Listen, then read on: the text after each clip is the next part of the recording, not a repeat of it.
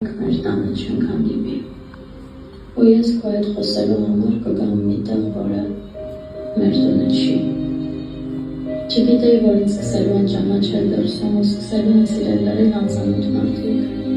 Չգիտեի, որ 3 տարի հետո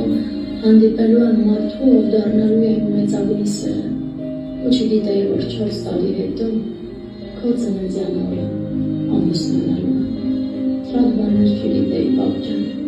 բայց հիմա արդեն գիտեմ շատ ավելին ու երևի բաներ կան, որոնց մասին պետք էլ չէր այսքան շուտ իմանայի,